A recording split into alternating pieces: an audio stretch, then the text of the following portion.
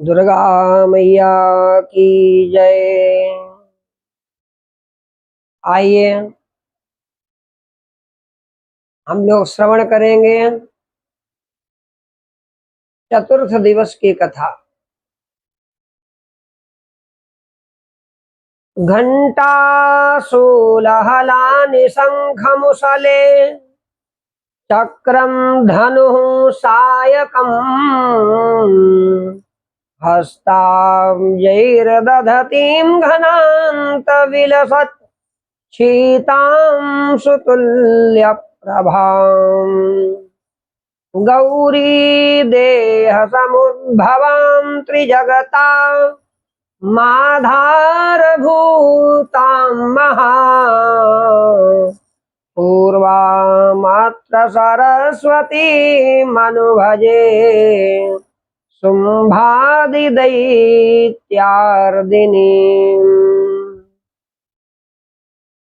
भगवती सरस्वत्यै नमः। ओम। जो अपने कर कमलों में घंटा शूल हल चक्र शंख मूसर धनुष और बाण धारण करते हैं, शरद ऋतु के शोभा संपन्न चंद्रमा के समान जिनकी मनोहर कांति है, जो तीनों लोकों की आधारभूता और शुंभ आदि दैत्यों का नाश करने वाली हैं, तथा गौरी के शरीर से जिनका प्राकट्य हुआ है, उन महासरस्वती देवी का मैं निरंतर भजन करता हूँ। उन भगवती को बारंबार नमस्कार करता हूँ। अब ऋषि कहते हैं, पूर्व काल में शुंभ और निशुंभ नामक असुरों ने अपने बल के घमंड में आकर सचीपति इंद्र के हाथ से तीनों लोकों का राज्य और यज्ञ भाग छीन लिए। वे ही दोनों सूर्य चंद्रमा कुबेर यम वरुण के अधिकार का भी उपयोग करने लगे। वायु और अग्नि का कार्य भी वे ही करने लगे। उन दोनों ने सब देवताओं को अपमानित, राज्य भ्रष्ट, पराजित तथा अधिकारहीन करके स्वर्ग से निकाल दिया। उन दोनों महान असुरों से तिरस्कृत देवताओं ने अपराजिता देवी का स्मरण किया और सोचा, जगदम्बा ने हम लोगों को वर दिया था कि आपत्ति काल में स्मरण करने पर मैं तुम्हारी सब आपत्तियों का तत्काल नाश कर दूंगी। यह विचार कर देवता गिरिराज हिमालय पर गए और वहां भगवती विष्णु माया की स्तुति करने लगे। देवता बोले, देवी को नमस्कार है, महादेवी शिवा को सर्वदा नमस्कार है, प्रकृति एवं भद्रा को प्रणाम है। हम लोग नियम पूर्वक जगदम्बा को नमस्कार करते हैं। रौद्रा को नमस्कार है, नित्या गौरी एवं धात्री को बारंबार नमस्कार है, ज्योतिष्नामयी चंद्र रूपणी सुख स्वरूपा देवी को सतत प्रणाम है। शरणागतों का कल्याण करने वाली वृद्धि एवं सिद्धि रूपा देवी को हम बारंबार नमस्कार करते हैं। नैऋति राक्षसों की लक्ष्मी, राजाओं की लक्ष्मी तथा सर्वाणी शिव पत्नी स्वरूपा आप जगदम्बा को बारंबार नमस्कार है। दुर्गा, दुर्ग पारा, दुर्गम संकट से पार उतारने वाली, सारा सबकी सारभूता, सर्वकारणी ख्याति कृष्णा और धूम्रा देवी को सर्वदा नमस्कार है। अत्यंत सौम्य तथा अत्यंत रौद्र रूपा देवी को हम नमस्कार करते हैं। उन्हें हमारा बारंबार प्रणाम है। जगत की आधारभूता कृति देवी को बारंबार नमस्कार है। जो देवी सब प्राणियों में विष्णु माया के नाम से कही जाती हैं, उनको नमस्कार, उनको नमस्कार, उनको बारंबार नमस्कार है। जो देवी सब प्राणियों में चेतना कहलाती हैं, उनको नमस्कार, उनको नमस्कार, उनको बारंबार नमस्कार है। जो देवी सब प्राणियों में बुद्धि रूप से स्थित हैं, उनको नमस्कार, उनको नमस्कार, उनको बारंबार नमस्कार है। जो देवी सब प्राणियों में निद्रा रूप से स्थित हैं, उनको नमस्कार, उनको नमस्कार, उनको बारंबार नमस्कार है। जो देवी सब प्राणियों में क्षुधा रूप से स्थित हैं, उनको नमस्कार, उनको नमस्कार, उनको बारंबार नमस्कार है। जो देवी सब प्राणियों में छाया रूप से स्थित हैं, उनको नमस्कार, उनको नमस्कार, उनको बारंबार नमस्कार है।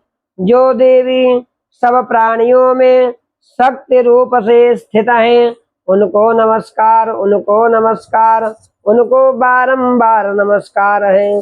जो देवी सब प्राणियों में तृष्णा रूप से स्थित हैं, उनको नमस्कार, उनको नमस्कार, उनको बारंबार नमस्कार है। जो देवी सब प्राणियों में शांति क्षमा रूप से स्थित हैं, उनको नमस्कार, उनको नमस्कार, उनको बारंबार नमस्कार है। जो देवी सब प्राणियों में जाति रूप से स्थित हैं, उनको नमस्कार, उनको नमस्कार, उनको बारंबार नमस्कार है। जो देवी सब प्राणियों में लज्जा रूप से स्थित है, उनको नमस्कार, उनको नमस्कार, उनको बारंबार नमस्कार है। जो देवी सब प्राणियों में शांति रूप से स्थित है, उनको नमस्कार, उनको नमस्कार, उनको बारंबार नमस्कार है। जो देवी सब प्राणियों में श्रद्धा रूप से स्थित है, उनको नमस्कार, उनको नमस्कार, उनको बारंबार नमस्कार है। जो देवी सब प्राणियों में कांत रूप से स्थित है, उनको नमस्कार, उनको नमस्कार, उनको बारंबार नमस्कार है। जो देवी सब प्राणियों में लक्ष्मी रूप से स्थित हैं, उनको नमस्कार, उनको नमस्कार, उनको बारंबार नमस्कार है। जो देवी सब प्राणियों में वृत्ति रूप से स्थित हैं, उनको नमस्कार, उनको नमस्कार, उनको बारंबार नमस्कार है। जो देवी सब प्राणियों में स्मृति रूप से स्थित हैं, उनको नमस्कार, उनको नमस्कार, उनको बारंबार नमस्कार है। जो देवी सब प्राणियों में दया रूप से स्थित हैं, उनको नमस्कार, उनको नमस्कार, उनको बारंबार नमस्कार है। जो देवी सब प्राणियों में तुष्टि रूप से स्थित हैं, उनको नमस्कार, उनको नमस्कार, उनको बारंबार नमस्कार है। जो देवी सब प्राणियों में माता रूप से स्थित हैं, उनको नमस्कार, उनको नमस्कार, उनको बारंबार नमस्कार है। जो देवी सब प्राणियों में भ्रांति रूप से स्थित हैं, उनको नमस्कार, उनको नमस्कार, उनको बारंबार नमस्कार है।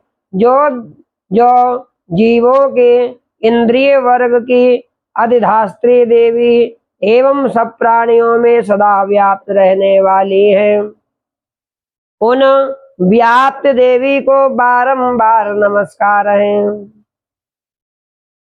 जो देवी चैतन्य रूप से इस संपूर्ण जगत को व्याप्त करके स्थित हैं, उनको नमस्कार, उनको नमस्कार, उनको बारंबार नमस्कार है।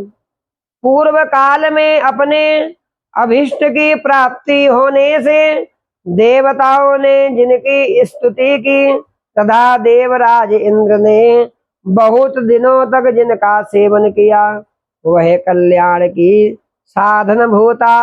ईश्वरे हमारा कल्याण और मंगल करे, तथा सारी आपत्तियों का नाश कर डाले।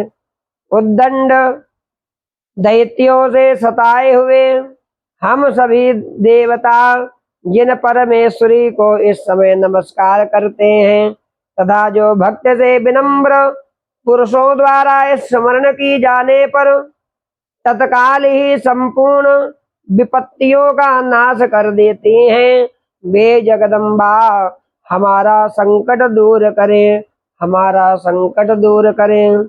अब ऋषि कहते हैं, राजन, इस प्रकार जब देवता स्तुति कर रहे थे, उस समय पार्वती देवी गंगा जी के जल में स्नान करने के लिए वहां आई।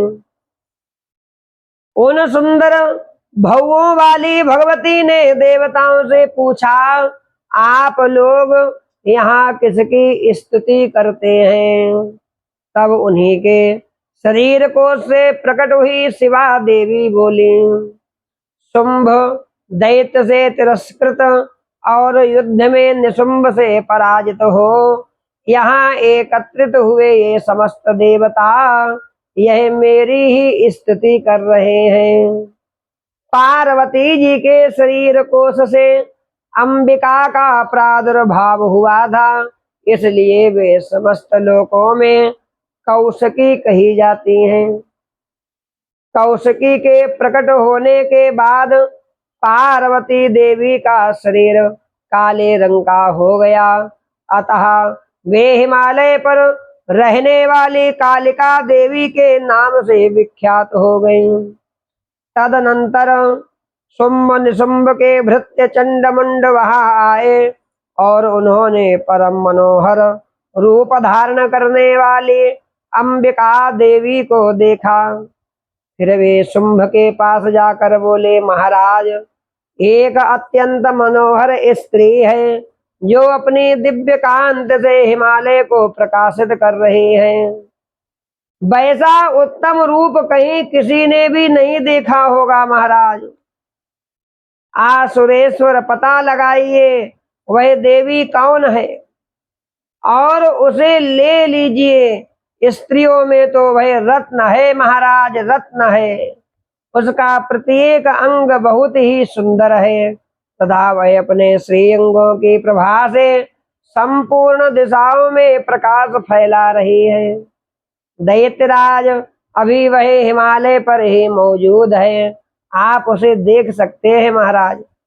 प्रभो, तीनों लोकों में मणि, हाथी, घोड़े आदि जितने भी रत्न हैं, वे सब इस समय आपके घर में ही शोभा पा रहे हैं।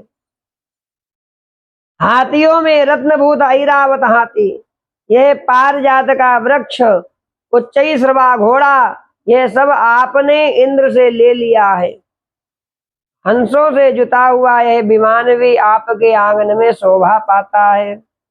यह रत्नभूत अद्भुत विमान जो पहले ब्रह्मा जी के पास में था, अब आपके यहाँ लाया गया है। यह महापद्म नामक निधि आप कुबेर से छीन लाए हैं। समुद्र ने भी आपको किन जलकिनी नाम की माला भेंट की है, जो केसरों से सुशोभित है, जिसके कमल कभी कुम्हलाते नहीं हैं। सुवर्ण की वर्षा करने वाला वर्ण का छत्र भी आपके घर में शोभा पाता है। यह श्रेष्ठ रथ जो पहले प्रजापति के अधिकार में था, अब आपके पास मौजूद है। हे राजन, मृत्यु की उत्क्रांतिदा नाम वाली शक्ति भी आपने छीन ली है। वरुण का पास समुद्र में होने वाले सब प्रकार के रत्न आपके भाई निशुंभ के अधिकार में हैं। अग्नि ने भी स्वतः शुद्ध किए हुए 2 वस्त्र आपकी सेवा में अर्पित किए हैं। हे दैत्यराज, इस प्रकार सभी रत्न आपने एकत्र कर लिए हैं, फिर जो यह स्त्रियों में रत्न रूप कल्याणमयी देवी है, इसे आप क्यों नहीं अपने अधिकार में कर लेते? अब ऋषि कहते हैं, चंड मुंड का यह वचन सुनकर शुंभ ने महादैत्य सुग्रीव को दूत बनाकर देवी के पास में भेजा और कहा, तुम मेरी आज्ञा से उसके सामने ये बातें कहना और ऐसा उपाय करना जिससे प्रसन्न होकर वह शीघ्र ही यहाँ आ जाए। वह दूत पर्वत के अत्यंत रमणीय प्रदेश में जहाँ देवी मौजूद थी गया और मधुर वाणी में कोमल वचन बोला।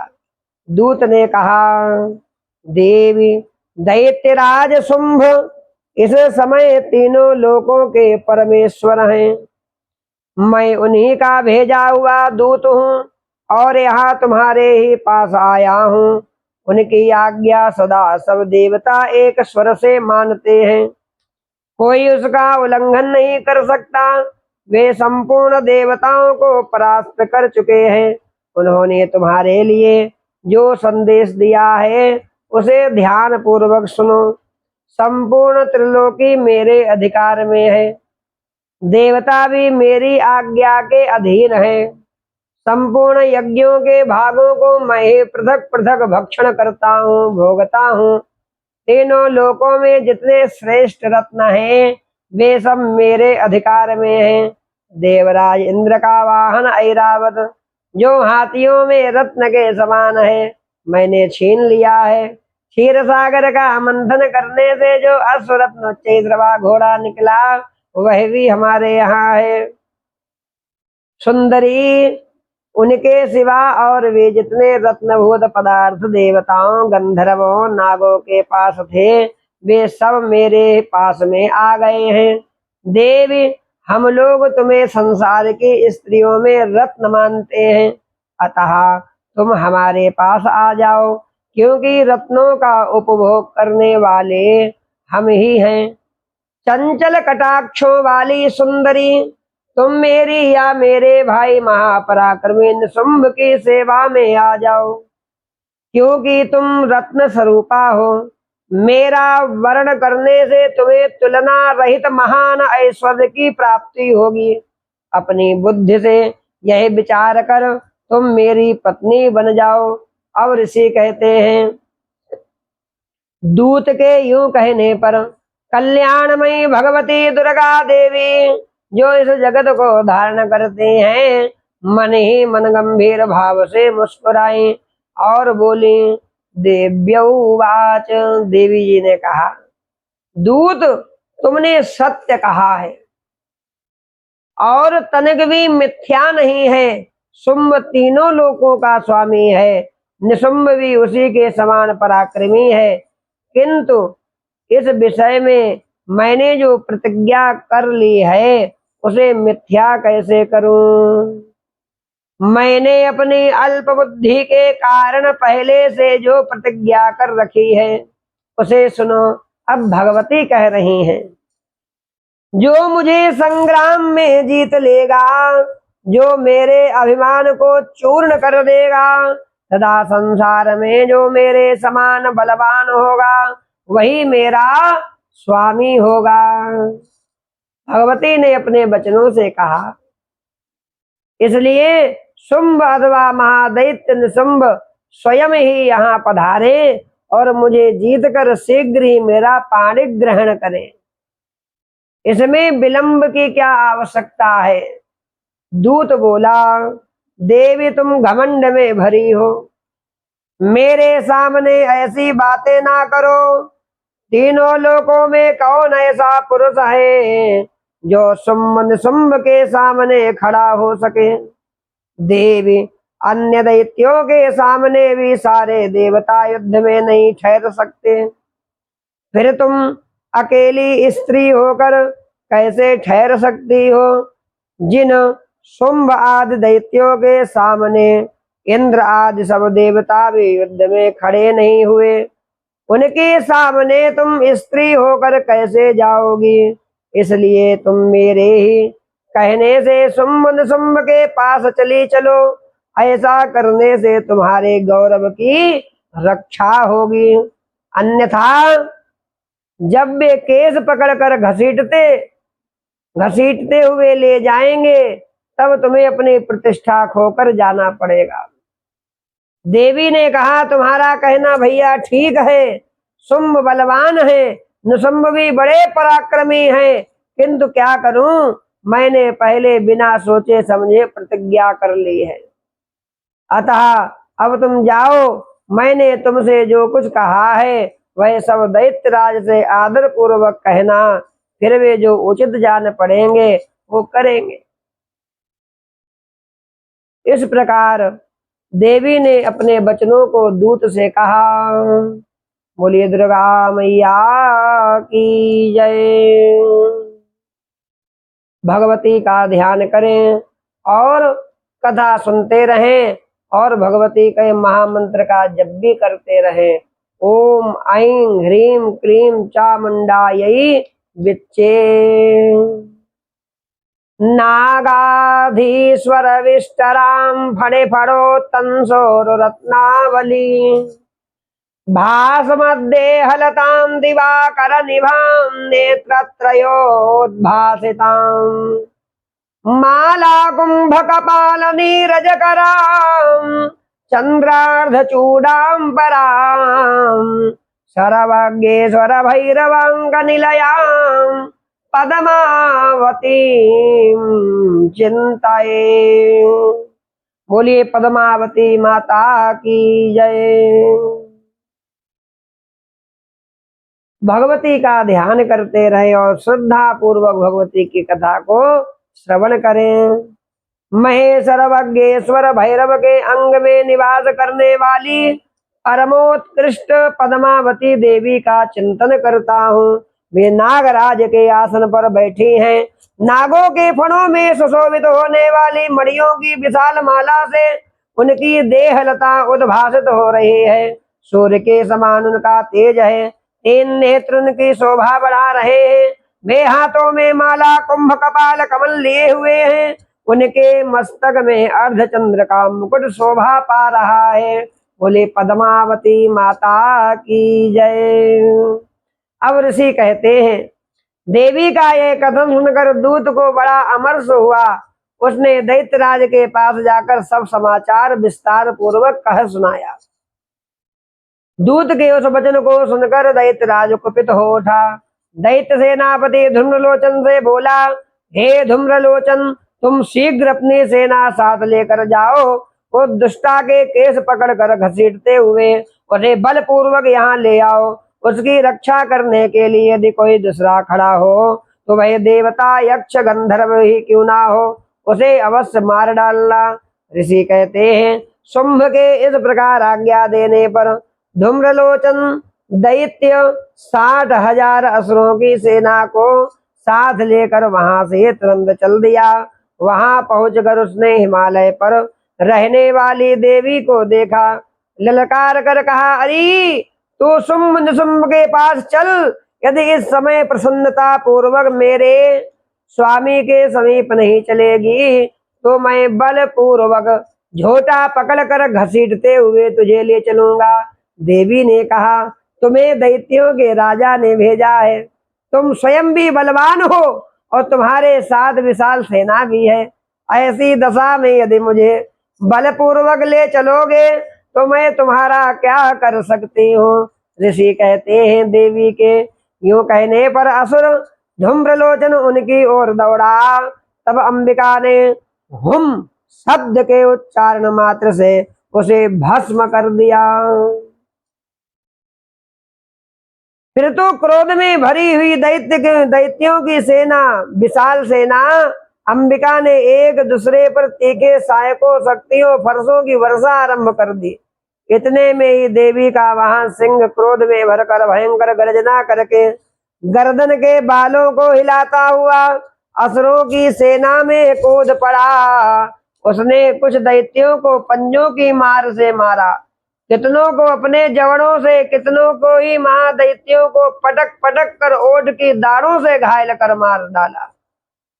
उस सिंह ने अपने नखों से कितनों के पेट फाड़ डाले, थप्पड़ मार मार कर कितनों के सिर धड़ से अलग कर दिए, कितनों की भुजाएं मस्तक काट डाले। अपनी गर्दन के बाल हिलाते हुए उसने दूसरे दैत्यों के पेट फाड़ कर उनका रक्त चूस लिया। अत्यंत क्रोध में भरे हुए देवी के वाहन उस महाबली सिंह ने क्षण भर में ही असुरों की सारी सेना का संहार कर दिया। शुंभ ने जब सुना कि देवी ने धूम्रलोचन असुर को मार डाला, तथा उसके सिंह ने सारी सेना का सफाया कर डाला, तब उस दैत्यराज को बड़ा क्रोध हुआ। उसका ओठ कांपने लगा और उसने चंड और मुंड नामक दो महादैत्यों को आज्ञा दी, हे चंड हे मुंड, तुम लोग बहुत बड़ी सेना लेकर वहां जाओ। उस देवी के झोटे पकड़कर अथवा उसे बांधकर शीघ्र यहाँ ले आओ। यदि इस प्रकार उसको लाने में संदेह हो तो युद्ध में सब प्रकार के अस्त्र शस्त्रों तथा समस्त आसुरी सेना का प्रयोग करके उसकी हत्या कर डालना। उस दुष्टा की हत्या होने तथा सिंह के भी मारे जाने पर उस अंबिका को बांधकर साथ ले शीघ्र ही लौट आना। इस प्रकार आज्ञा दी। बोलिए दुर्गा मैया की जय। भगवती का ध्यान करें। ध्यायेयं रत्नपीठे सुककलपठितं शृण्वतीं श्यामलांगीं न्यस्ते कांघ्रिं सरोजे शशि सकलधरां वल्लकीं वादयन्तीं कहलाराबद्धमालां नियमित विलसच्चोलिकां रक्तवस्त्रां मातंगीं शंखपात्रां मधुर मधुमदां चित्रकोद्भासि भालां। इस प्रकार भगवती का ध्यान करें। मैं मातंगी देवी का ध्यान करता हूँ। वे रत्नमय सिंहासन पर बैठकर पढ़ते हुए तोते का मधुर शब्द सुन रही हैं। उनके शरीर का वर्ण श्याम है। वे अपना एक पैर कमल पर रखे हुए हैं, मस्तक पर अर्धचंद्र धारण करते हैं तथा कहलार पुष्पों की माला धारण किए बीणा बजाती हैं। उनके अंग में कसी हुई चोली शोभा पा रही है। वे लाल रंग की साड़ी पहने हाथ में संघमय पात्र लिए हुए हैं। उनके बदन पर मधु का हल्का हल्का प्रभाव जान पड़ता है और ललाट में वेदी शोभा दे रही है। ऐसी भगवती को बारंबार प्रणाम है। अब ऋषि कहते हैं, शुंभ की आज्ञा पाकर वे चंड मुंड आदि दैत्य चतुरंगणी सेना के साथ अस्त्र शस्त्रों से सुसज्जित हो चल दिए। फिर गिरिराज हिमालय के सुवर्णमय ऊंचे शिखर पर पहुंचकर उन्होंने सिंह पर बैठी देवी को देखा। वे मंद मंद मुस्कुरा रहे थे। उन्हें देखकर दैत्य लोग तत्परता से पकड़ने का उद्योग करने लगे। किसी ने धनुष तान लिया, किसी ने तलवार संभाल ली। कुछ लोग देवी के पास आकर खड़े हो गए। तब अंबिका ने उन शत्रुओं के प्रति बड़ा क्रोध किया। उस समय क्रोध के कारण उनका मुख काला पड़ गया, ललाट में भौएं टेढ़ी हो गई। वहां से तुरंत विकराल मुखी काली प्रकट हो गई। बोलिए काली मैया की जय। माता काली प्रकट हो गई, जो तलवार और पास लिए हुए थे, विचित्र खडवांग धारण किए, चीते के चर्म की साड़ी पहने, नरमुंडों की माला से विभूषित थी। उनके शरीर का मांस सूख गया था, केवल हड्डियों का ढांचा था, जिससे वे अत्यंत भयंकर जान पड़ती थी। उनका मुख बहुत विशाल था, जीव लपलपाने के कारण वे और भी डरावनी प्रतीत हो रही थी। उनकी आंखें भीतर की ओर धसी हुई कुछ लाल थीं। अपनी भयंकर गर्जना से संपूर्ण दिशाओं को गुंजा रही थीं। बड़े बड़े दैत्यों का वध करती हुई वे कालिका देवी बड़े वेग से दैत्यों की उस सेना पर टूट पड़ी, उन सबको भक्षण करने लगी। पार्श्व रक्षकों, अंकुशधारी महावतों, योद्धाओं, घंटा सहित कितने ही हाथियों को एक ही हाथ से पकड़कर मुंह में डाल लेती हैं भगवती। इसी प्रकार घोड़े, रथ, सारथी के साथ रथी सैनिकों को मुंह में डालकर वे उन्हें बड़े भयानक रूप से चबा डालती थी। किसी के बाल पकड़ लेती, किसी का गला दबा देती, किसी को पैरों से कुचल डालती, किसी को छाती के धक्के से गिराकर मार डालती। वे असुरों के छोड़े हुए बड़े बड़े अस्त्र शस्त्र मुंह से पकड़ लेती हैं। रोष में भरकर उनको दांतों से पीस डालती थी। काली ने बलवान एवं दुरात्मा दैत्यों की वह सारी सेना रौंद डाली, खा डाली। कितनों को मार भगाया, कोई तलवार के घाट उतारे गए, कोई खटवांग से पीटे गए। कितने ही असुर दांतों के अग्रभाग से कुचले जाकर मृत्यु को प्राप्त हो गए। इस प्रकार देवी ने असुरों की उस सारी सेना को क्षण भर में ही मार गिराया। यह देख चंड उन अत्यंत भयानक काली देवी की ओर दौड़ा। महादैत्य मुंड ने भी अत्यंत भयंकर बाणों की वर्षा से हजारों बार चलाए हुए चक्रों से उन भयानक नेत्रों वाली देवी को आच्छादित कर दिया। वे अनेकों चक्र देवी के मुख में समाते हुए ऐसे जान पड़े मानो सूर्य के बहुतेरे मंडल बादलों के उदर में प्रवेश कर रहे हो। तब भयंकर गर्जना करने वाली काली ने अत्यंत रोष में भरकर विकट अट्टहास किया। उस समय उनके विकराल बदन के भीतर कठिनता से देखे जा सकने वाले दांतों की प्रभा से वे अत्यंत उज्जवल दिखाई देते थे।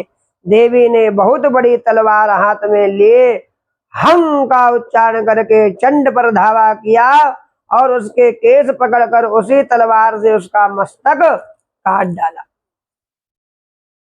चंड को मारा गया देखकर मुंड भी देवी की ओर दौड़ा। तब देवी ने रोष में भरकर उसे भी तलवार से घायल करके धरती पर सुला दिया। महापराक्रमी चंड मुंड को मारा गया देख मरने से बची हुई बाकी सेना भय से व्याकुल हो गई, चारों ओर भागने लगी। काली ने चंड मुंड का मस्तक हाथ में ले चंडिका के पास जाकर प्रचंड अट्टहास करते हुए कहा, हे देवी, मैंने चंड और मुंड नामक इन दो महापशुओं को तुम्हें भेंट किया है। अब युद्ध यज्ञ में तुम शुंभ और निशुंभ का स्वयं ही वध करना। ऋषि कहते हैं, वहां लाए हुए उन चंड मुंडम नामक महादैत्यों को देखकर कल्याण में चंडी ने काली से मधुर वाणी में कहा, हे देवी, तुम चंड और मुंड को लेकर मेरे पास आई हो, इसलिए संसार में चामुंडा के नाम से तुम्हारी ख्याति होगी। आज से तुम्हारा नाम चामुंडा हो रहा है। बोलिए चामुंडा मैया की जय। अरुणाम करुणा तरंगिताक्षी धृतपाशांकुशबाण चापहस्तां अणिमा दिविरावृतां मयूखै रहमिति एव विभावये भवानी। बोलिए दुर्गा मैया की जय, चामुंडा माता की जय। मैं अणिमा आदि सिद्धमयी किरणों से आवृत भवानी का ध्यान करता हूँ। उनके शरीर का रंग लाल है, नेत्रों में करुणा लहरा रही है, हाथों में पाश अंकुश बाण धनुष शोभा पाते हैं। ऐसी भगवती को बारंबार प्रणाम है। अब ऋषि कहते हैं, चंड और मुंड नामक दैत्यों के मारे जाने तथा बहुत सी सेना का संहार हो जाने पर दैत्यों के राजा प्रतापी शुंभ के मन में बड़ा क्रोध हुआ और उसने दैत्यों की संपूर्ण सेना को युद्ध के लिए कूच करने की आज्ञा दी। वह बोला, आज उदायुध नाम के 86 दैत्य सेनापति अपनी सेनाओं के साथ युद्ध के लिए प्रस्थान करें। कम्ब नाम वाले दैत्यों के 84 सेना नायक अपनी वाहिनी से घिरे हुए यात्रा करें। 50 कोट वीर कुल के 100 धौम्र कुल के असुर सेनापति मेरी आज्ञा से सेना सहित कूच करें। कालक, दौर, रद, मौर्य, काल के असुर भी युद्ध के लिए तैयार हो मेरी आज्ञा से तुरंत प्रस्थान करें। भयानक शासन करने वाला असुरराज शुंभ इस प्रकार आज्ञा दे सहस्रों बड़े बड़े सेनाओं के साथ युद्ध के लिए प्रस्थित हुआ, चल पड़ा। उसकी अत्यंत भयंकर सेना आती देख चंडिका ने अपने धनुष की टंकार से पृथ्वी आकाश के बीच का भाग गुंजा दिया। राजन, देवी के सिंह ने भी बड़े जोर जोर से दहाड़ना आरंभ किया। अंबिका ने घंटे के शब्द से वो ध्वनि को और भी बढ़ा दिया। धनुष की टंकार, सिंह की दहाड़, घंटे की ध्वनि से संपूर्ण दिशाएं गूंज उठी। उस भयंकर शब्द से काली ने अपने विकराल मुख को और भी बढ़ा लिया। इस प्रकार भी विजयिनी हुई। उस तुमुल नाद को सुनकर दैत्यों की सेनाओं ने चारों ओर से आकर चंडिका देवी, सिंह काली देवी को क्रोध पूर्वक घेर लिया। राजन, इसी बीच में असुरों के विनाश, देवताओं के कल्याण के लिए ब्रह्मा, शिव, कार्तिकेय, विष्णु, इंद्र आदि देवों की शक्तियां जो अत्यंत पराक्रम बल से संपन्न थीं, उनके शरीरों से निकलकर उन्हीं के रूप में चंडिका देवी के पास में गईं। जिस देवता का जैसा रूप, जैसी वेशभूषा, जैसा वाहन, ठीक वैसे ही साधनों से संपन्न हो, उसकी शक्ति असुरों से युद्ध करने के लिए आई। सबसे पहले हंस युक्त विमान पर बैठी हुई अक्ष सूत्र कमंडलू से सुशोभित ब्रह्मा जी की शक्ति उपस्थित हुई, जिसे ब्रह्माणी कहते हैं। महादेव जी की शक्ति वृषभ पर आरूढ़ हो, हाथों में श्रेष्ठ त्रिशूल धारण किए हुए, महानाग का कंकड़ पहने, मस्तक में चंद्र रेखा से विभूषित हो वहां आ पहुंचे। कार्तिकेय जी की शक्ति रूपा जगदम्बिका उन्हीं का रूप धारण किए श्रेष्ठ मयूर पर आरूढ़ हो, हाथ में शक्ति लिए दैत्यों से युद्ध करने के लिए आई। इसी प्रकार भगवान विष्णु की शक्ति गरुण जी पर विराजमान हो, शंख, चक्र, गदा, सारग, धनुष, खड्ग हाथ में लिए हुए वहां आई। अनुपम यज्ञ बाराह का रूप धारण करने वाले श्री हरि की जो शक्ति है, वह भी बाराह शरीर धारण करके वहां उपस्थित हुई। नार सिंही शक्ति भी नरसिंह के समान शरीर धारण करके वहां आई। उसकी गर्दन के बालों के झटके से आकाश के तारे बिखरे पड़ते थे। इसी प्रकार इंद्र की शक्ति वज्र हाथ में लिए गजराज ऐरावत पर बैठकर आई। उसकी भी सहस्र नेत्र थे। इंद्र का जैसा रूप है वैसा ही उसका भी था। उन देव शक्तियों से घिरे हुए महादेव जी ने चंडिका से कहा, मेरी प्रसन्नता के लिए तुम शीघ्र ही इन असुरों का संहार करो। तब देवी के शरीर से अत्यंत भयानक और परम उग्र चंडिका शक्ति प्रकट हुई, जो सैकड़ों गीदड़ियों की भांति आवाज करने वाली थी। उस अपराजिता देवी ने धूमिल जटा वाले महादेव जी से कहा, भगवान, आप शुंभ निशुंभ के पास दूत बनकर जाइए और उन अत्यंत गर्वीले दानव शुंभ निशुंभ दोनों से कहिए, साथ ही उनके अतिरिक्त भी जो दानव युद्ध के लिए वहां उपस्थित हो, उनको भी ये संदेश दीजिए, दैत्यों, यदि तुम जीवित रहना चाहते हो तो पाताल को लौट जाओ।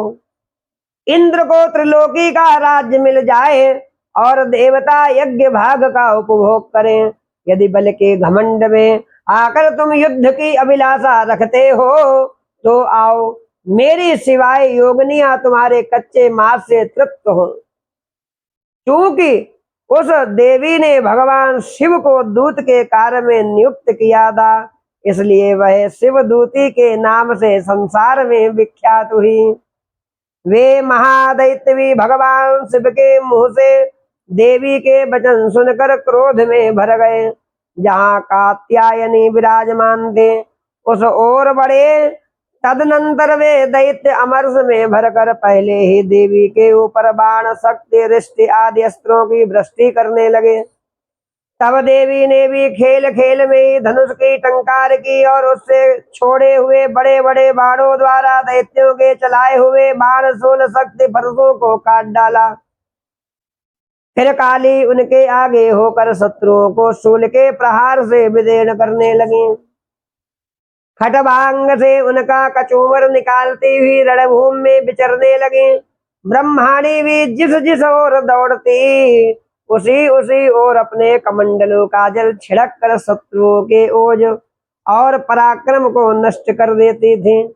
माहेश्वरी ने त्रिशूल से, वैष्णवी ने चक्र से, अत्यंत क्रोध में भरी हुई कुमार कार्तिकेय की शक्ति ने शक्ति से दैत्यों का संहार करना आरंभ कर दिया।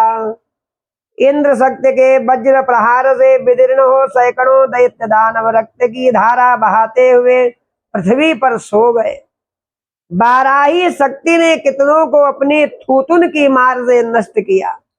दाढ़ों के अग्रभाग से कितनों की छाती छेद डाली। कितने ही दैत्य उसके चक्र की चोट से विदीर्ण होकर गिर पड़े।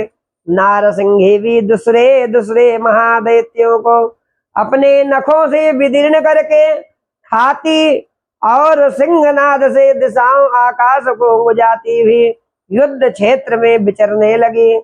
कितने ही असुर शिवदूती के प्रचंड अट्टहास से अत्यंत भयभीत हो पृथ्वी पर गिर पड़े। गिरने पर उन्हें शिवदूती ने उस समय अपना ग्रास बना लिया। इस प्रकार क्रोध में भरे हुए मातृगणों को नाना प्रकार के उपायों से बड़े बड़े असुरों का मर्दन करते देख दैत्य सैनिक भाग खड़े हुए। मातृगणों से पीड़ित दैत्यों को युद्ध से भागते देख रक्तबीज नामक महादैत्य क्रोध में भरकर युद्ध करने के लिए आया। उसके शरीर से जब रक्त की बूंद पृथ्वी पर गिरती तब उसी के समान शक्तिशाली एक दूसरा महादैत्य पृथ्वी पर पैदा हो जाता। महासुर रक्तबीज हाथ में गदा लेकर इंद्र शक्ति के साथ युद्ध करने लगा। तब ऐन्द्री ने अपने वज्र से रक्तबीज को मारा। वज्र से घायल होने पर उसके शरीर से बहुत सा रक्त छूने लगा। उससे उसी के समान रूप वाले तथा पराक्रम वाले योद्धा उत्पन्न होने लगे। उसके शरीर से रक्त की जितनी बूंदें गिरी उतने ही पुरुष उत्पन्न हो गए। वे सब रक्त बीज के समान ही वीरवान बलवान पराक्रमी थे।